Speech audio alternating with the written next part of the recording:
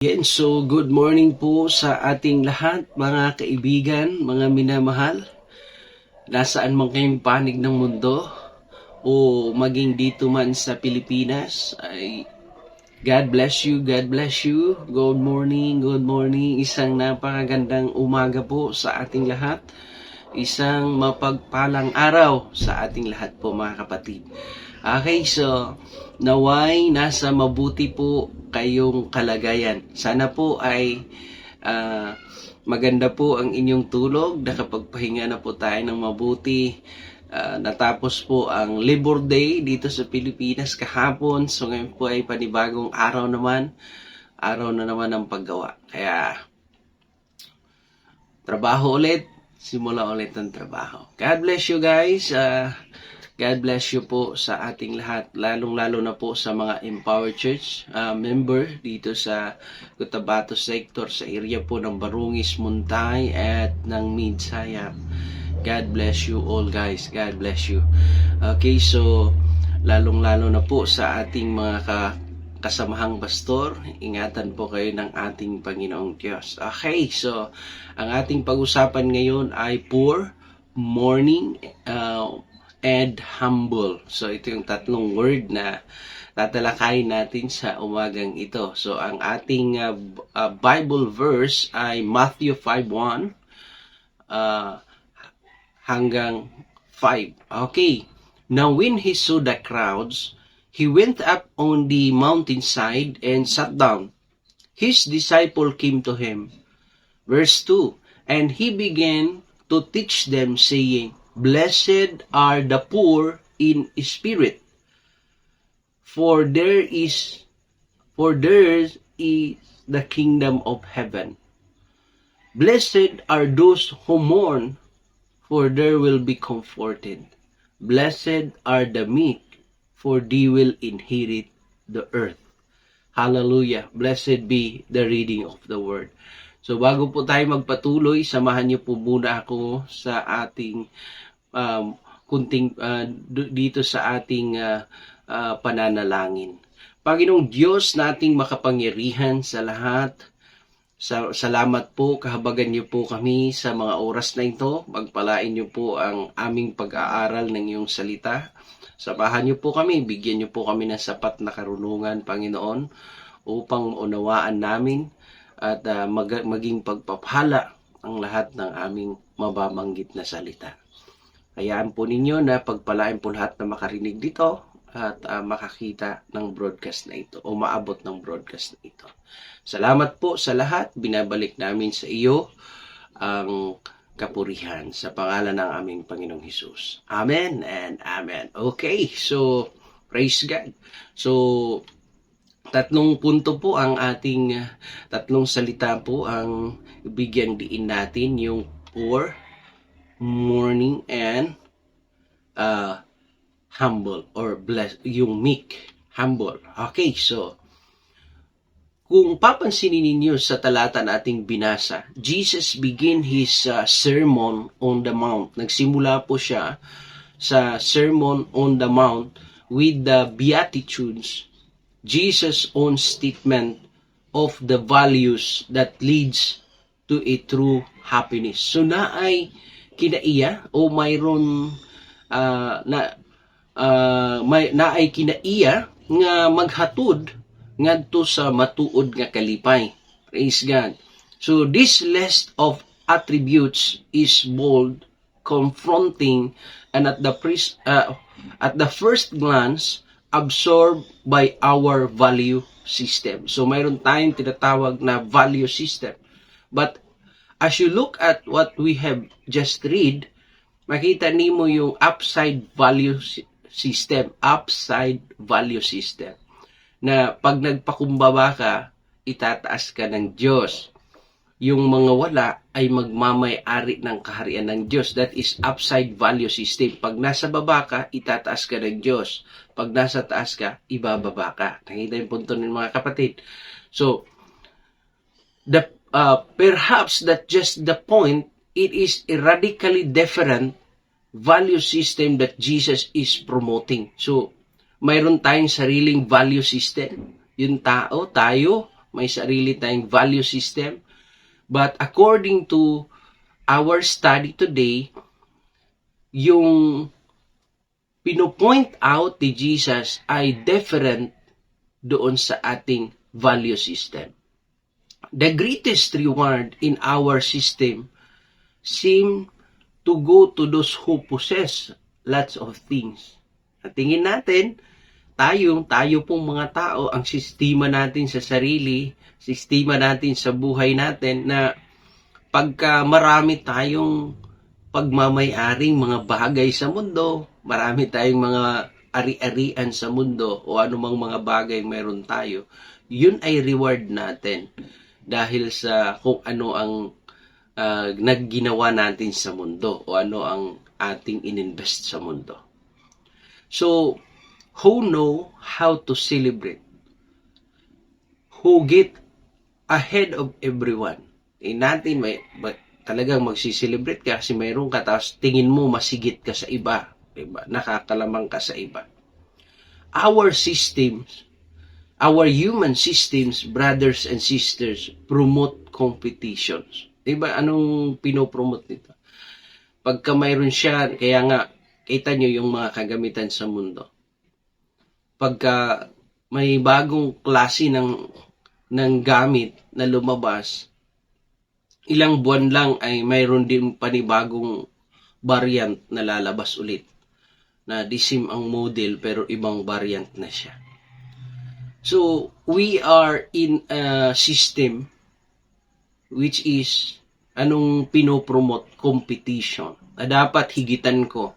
Kung ano yung inilabas ngayon ay dapat higitan ko para mas makita na talagang kakaiba yung ginagawa o magiging kakaiba yung panibago o papatok pa rin sa panlasa ng tao. At sistema rin natin na kung sino yung mas angat ay yun ang bibigyan ng reward. Okay? So yun ang sistema ng tao sa mundo. But Jesus' statement suggests that true and lasting happiness begins with poverty of spirit. Kanabitang kapobrehon sa espirituhanong mga butang.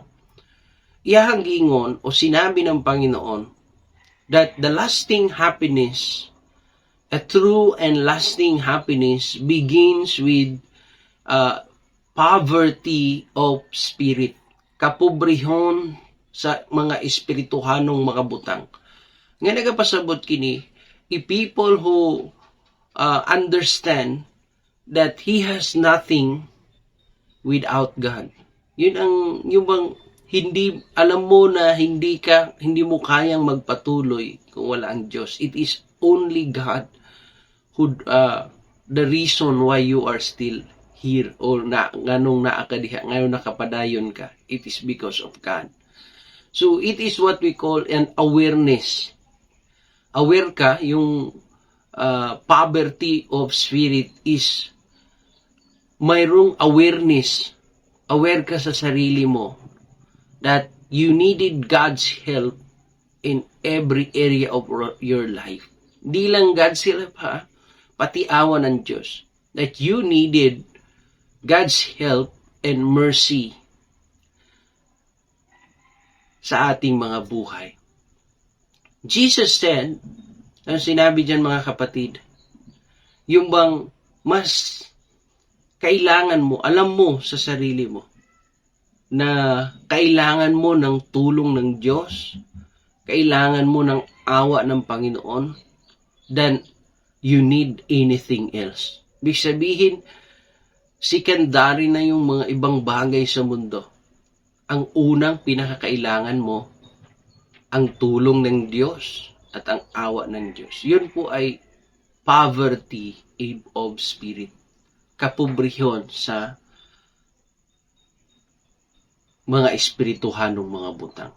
And according to the verse na binasa natin, blessed, sabi niya, blessed are the poor in spirit, for theirs is the kingdom of heaven. Makapanag-iya sila sa saging harian sa langit. Amen po mga kapatid. So, yun po ang gusto ni Lord na maging values natin, maging ugali natin, na lagi nating i-recognize ang ating pangangailangan ng kanyang tulong at ng kanyang awa. Mga kapatid, hindi tayo makakatayo sa sarili natin kung wala ang tulong ng Diyos. You need to recognize that it is only God we are needed in our life. So, Jesus described two men praying in the temple. Describe ni Jesus yung dalawang tao na nananalangin sa isang templo. Ang isa ay religious man. A religious man stood tall and proud. So yung isa ay religious man, siya ay tumayo at napaka-proud sa kanyang sarili. He explained to God what a good person he was compared to other man. Kinumpara pa niya yung kanyang sarili doon sa iba. But the other man knew he was a sinner. Alam niya na makasalanan siya. Alam niya na nagkulang siya. Alam niya na nagkamali siya sa Diyos. He humbled himself and asked God for mercy. Bakumbaba siya, humingi siya ng awa ng Panginoon. Jesus said to the humble sinner was the one who found forgiveness. Sa dalawa, yung religious man and humble man, yung humble man ang nakitaan ng Diyos o sinabi ng Panginoong Hesus na nakatanggap o nakatagpo ng pagpapatawad. Dito pa lang makita mo yung dalawang klase ng nananalangin na tao sa loob ng templo, sa loob ng simbahan. Yung isa ay proud sa sarili. Kaya tinawag siyang religious man. Ini-explain niya sa Diyos. Diba? Magaling ito. Samantalang ang isa ay humble man. He recognized his mistakes. He recognized his wrongdoings. And he asking God for mercy. Itong tao na ito, itong humble man, ang siyang nakasumpong ng pagpapatawad. Amen po mga kapatid. Kaya mahalaga ang pagpapakumbaba. Ngayong ating pinag-aaralan ngayon ay patungkol sa poor in spirit. Poor in spirit. Lahat ng mga taong dumaranas ng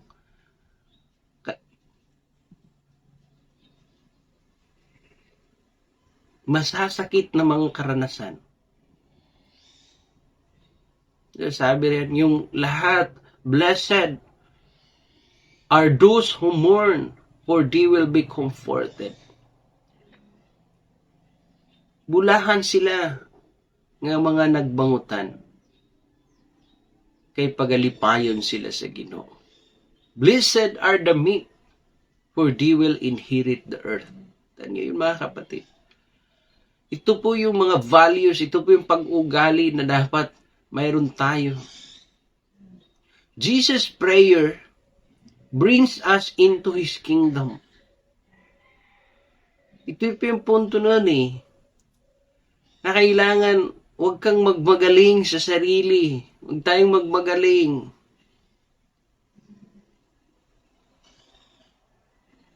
Huwag nating iisipin na mas magaling tayo sa iba.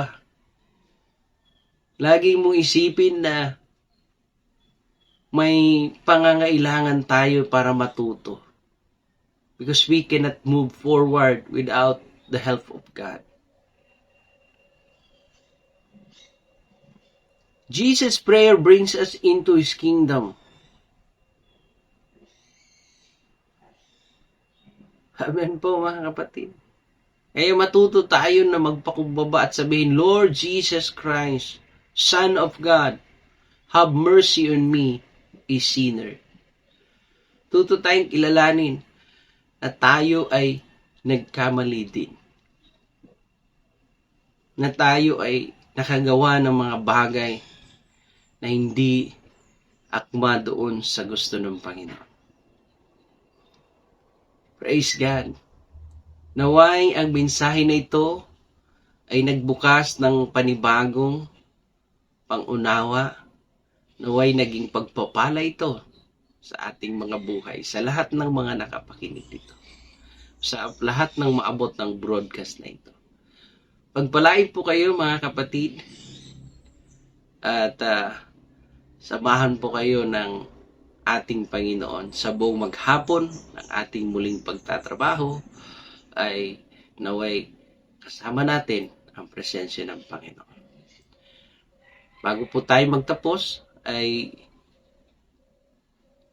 muli po tayong mananalangin. Panginoon, kahabagan niyo po ang lahat ng nanonood ngayon, lahat po ng naabot ng broadcast na ito, lahat po ng maabot pa. Gawin niyo po ang salitang itong pagpapala sa kanila. Naway, samahan niyo po sila sa kanilang mga gagawin. Lahat ng kanilang gagawin ay maging pagpapala. Salamat po kayo pong Diyos at siyang mapupurihan sa lahat ng aming ginagawa sa buong maghapon na ito. Praise God. Amen. Okay, so ayun, so bago po tayo magtapos ay huwag po niyong kalimutan mag-like, mag-share, and mag-comment. At pakisuporta na din po, pakisubscribe na din ang aking bagong channel po sa YouTube channel. Ang pangalan po RCTV. So, kaya po nilalagay ko po siya sa taas. Mayroon pong caption dito sa taas para po makita po ninyo. Yun po yung pangalan ng ating bagong channel, Facebook channel. So, God bless you everyone. Ingatan po kayo ng ating Panginoon. God bless po. Ito po pala ang inyong lingkod, si Pastor Russell Cumbas. Nasasabi, ang lahat ng mga naniniwala sa Panginoon ay kailanman hindi mapapahamak. God bless you all. Amen.